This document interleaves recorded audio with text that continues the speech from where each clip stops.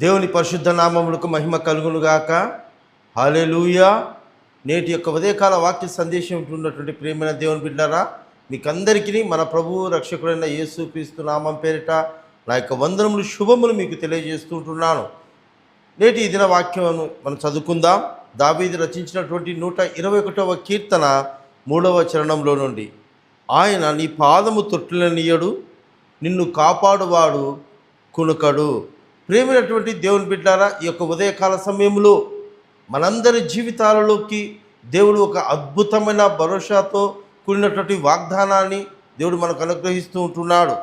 గమనించినటువంటి పిల్లలు, ఇక్కడ నీ పాదము తొట్టిల్లనియ్యడు అని దేవుడు సెలవిస్తూ ఉంటున్నాడండి. నీ పాదము తొట్టిల్లవడము అంటే అర్థం ఏమిటంటే మన కాలు జారనివ్వకుండా, మన దారి తప్పిపోకుండా, మనం కింద పడిపోకుండా ఆయన మనల్ని కాపాడుతాడు.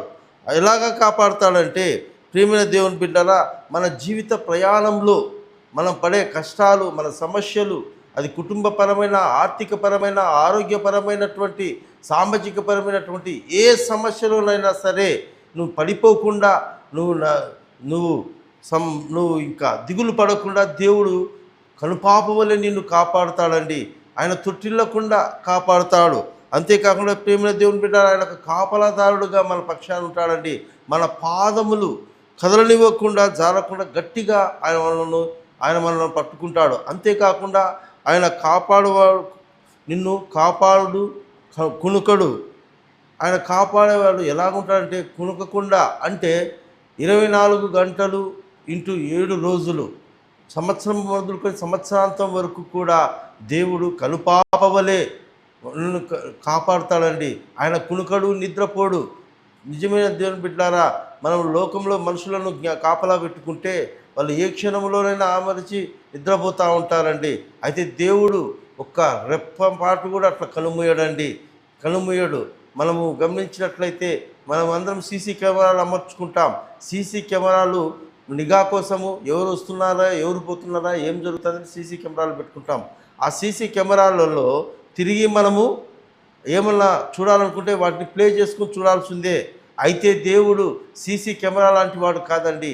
ఆయన నిరంతరము నీ మీద, నీ కుటుంబం మీద, నీ కలిగి ఉన్న సమస్తం మీద ఆయన కను దృష్టి నిఘా ఉంచి ఉంటాడండి. నిత్యము కాపాడుతూ ఉంటాడు, నిత్యము రక్షిస్తూ ఉంటాడు. అయితే ఎవరిని రక్షిస్తాడు, ఎవరిని కాపాడుతాడు, ఆయన ఎవరి పాదము తొట్టిల్లకుండా చేస్తాడంటే ఎవరైతే దేవుని యందు భయభక్తులు కలిగి ఆయన వాక్యానుసారమైన జీవితం జీవిస్తూ ఆయనని నమ్మి విశ్వసించి ఆయన మీద ఆధారపడి ఉంటారో అలాంటి వారిని దేవుడు రక్షించి సంరక్షించి కాపాడుతాడండి. దావీదు జీవితంలో గమనించినట్లయితే ఎన్నో అపాయాలు, ఎన్నో కష్టాలు, ఎన్నో సమస్యలు, ఎన్నో రకమైనటువంటి అవమానాలలో అన్నిట్లో కూడా దావీదు దేవుని మీద విశ్వసించాడు, దేవుణ్ణి ఆధారం చేసుకున్నాడు. దేవుని యొక్క కృప పొందుకొని దేవుని యొక్క సంతోషకరమైనటువంటి ఈ యొక్క కీర్తనను దావీదు మనకు అందజేశాడండి. దావీదు ఏమి క్షేమకరమైనటువంటి సమయంలో ఈ యొక్క కీర్తన రాయలేదు.